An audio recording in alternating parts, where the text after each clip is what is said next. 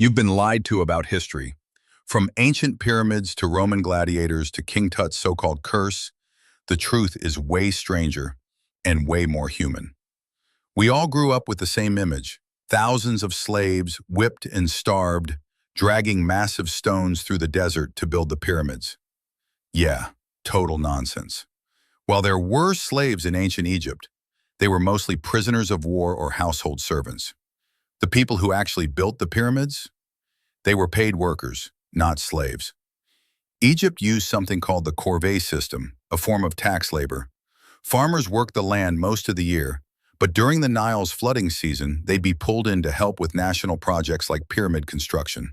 No farming meant no income, so they worked instead of paying taxes in cash. And guess what? They were treated well. Archaeological digs have uncovered entire laborer villages with animal bones, bread jars, and even beer-making setups. They were fed meat, garlic, fish, and high-carb bread to fuel their work. They had medics, they had homes. Some even had graffiti, think ancient memes carved into stone walls mocking supervisors. Why? Because starving workers can't move 15-ton stones. Even ancient governments knew that productivity drops when people drop dead. Sure, the work was brutal, but they weren't disposable. In fact, in 1170 BC, workers even went on strike during the reign of Ramses III, refusing to finish a royal tomb until they got the rations they were promised.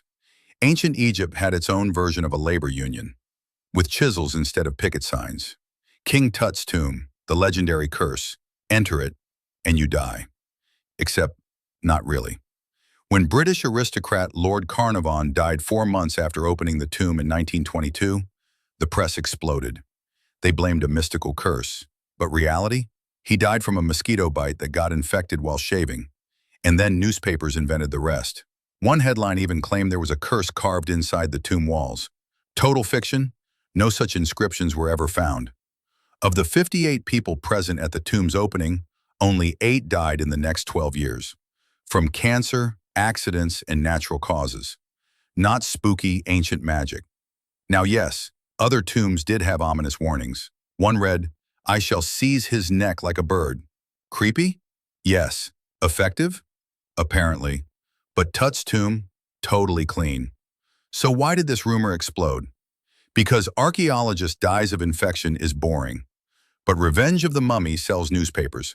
Sparta, the land of oily muscle men and brutal perfection, right? The myth says they killed weak babies by tossing them off cliffs. But that's mostly from one source, a Roman historian named Plutarch, writing 600 years after Sparta's golden age. He claimed elders inspected newborns, and if they weren't up to snuff, they got yeeted off Mount Taygetus. Cool story. Too bad there's zero archaeological evidence. Excavations found adult remains near the site, but no infants. Most historians agree this was probably just ancient slander. Plutarch loved telling juicy stories. This would be like future historians quoting medieval fan fiction to explain our society. In reality, Spartans were harsh. Yes, militaristic, sure. But the whole cliff-yeeting baby filter? Very likely a myth to show how tough they were. You picture Roman gladiators as bloodthirsty warriors battling to the death in front of roaring crowds. Wrong again. Most gladiator fights were not fights to the death. These were professional athletes, trained, sponsored, expensive. Killing them off constantly would have been bad business. Training a good gladiator could take years. They had fans, merch, nicknames. Some were even buried with honors. Killing them off every Saturday would be like the NFL starting every game with a funeral. Sure, they were sometimes slaves or prisoners, but they were also celebrities. And there were rules, referees, training schools. It was more UFC, less Mortal Kombat. Yeah, people died, but death usually happened after the match, due to injuries, not in some grand fatal finale. Oh, and there were 30+ types of gladiators. Some wore nets and tridents. Others had curved daggers, helmets shaped like fish, or rectangular shields. And then there were the andabate, criminals forced to fight blindfolded. 2 guys, 0 vision, full weapons, like a deathmatch piñata party. The myth says Emperor Nero played the fiddle while Rome burned. Sounds poetic, but it's total garbage. First off, the fiddle didn't exist yet. That instrument came around 900 years later. Second, Nero wasn't even in the city when the fire started. He was 30 miles away. When he heard the news, he came back fast, opened his palaces to refugees, funded relief efforts, and coordinated aid. So, where did the rumor come from? Probably political enemies and early Christian writers, since Nero later blamed Christians for the fire. In truth, the fire started in a wooden shopping district, spread rapidly, and burned for 9 days. But the whole fiddling story? Just slander that stuck. And that's not rare in history. Rulers who lose power often lose their reputation too. Facts be damned. You may have heard that the Aztecs mistook Spanish conquistador Hernán Cortez for the god Quetzalcoatl. That's colonial propaganda.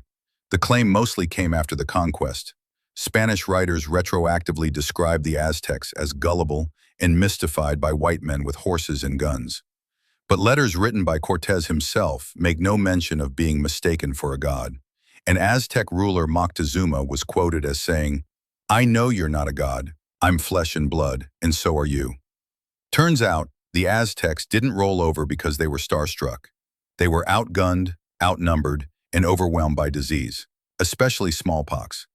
The Spanish didn't win with divinity.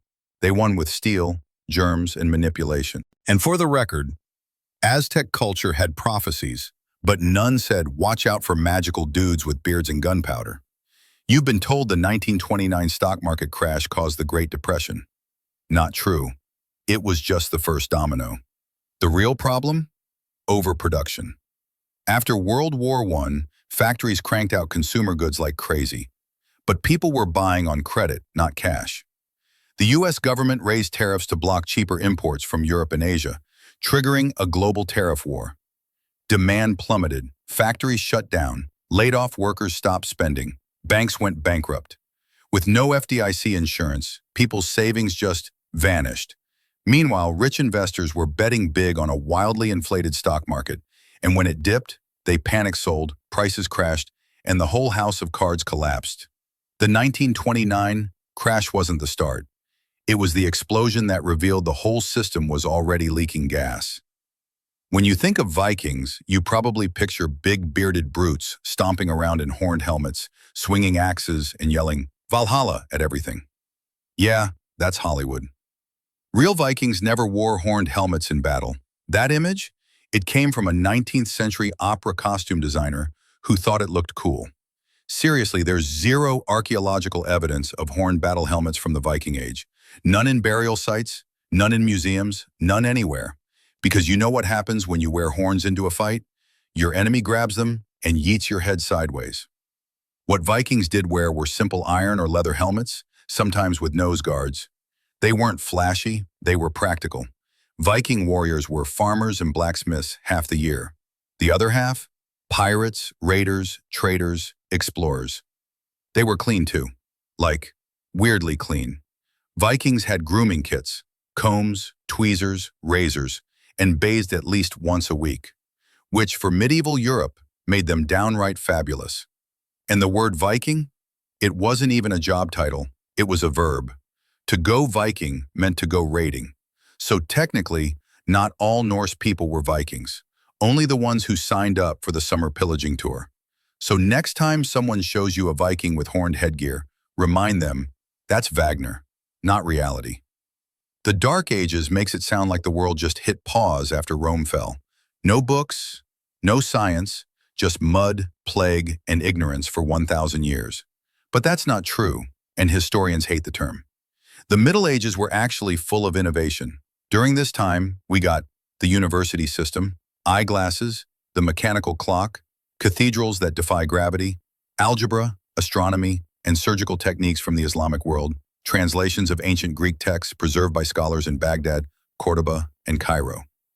Medieval Europe itself had thinkers like Thomas Aquinas, Hildegard of Bingen, and Roger Bacon pushing science, music, and philosophy. Sure, it had its rough moments, plagues, crusades, and a few thousand bad haircuts. But dark? Only if you're comparing it to some idealized version of Rome. The whole Dark Ages label came from Renaissance writers who thought they were the comeback kids of civilization. They basically threw shade at the Middle Ages to make themselves look smarter. But now we know that period was full of light, just maybe not the kind that flatters your selfie. Christopher Columbus, the man, the myth, the accidental tourist. We've all heard it. In 1492, Columbus sailed the ocean blue and discovered America. Except no, he never even set foot on what's now the US. Columbus landed in the Caribbean, places like the Bahamas and Hispaniola, thinking he'd reached Asia. He never knew a whole other continent was right next door. And here's the real kicker. He wasn't even the first European to cross the Atlantic. That title goes to Leif Erikson, a Norse explorer who landed in what's now Newfoundland, Canada, about 500 years before Columbus. Archaeologists have even found Norse settlement remains at Landshoe Meadows, a legit Viking base. And don't forget, indigenous peoples had been living in the Americas for over 15,000 years before any Europeans showed up. Populations in the tens of millions with complex societies, agriculture, trade, and infrastructure.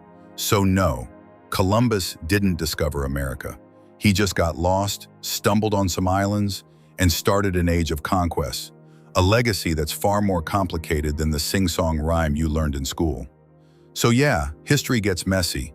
Turns out some of the biggest things we know never really happened.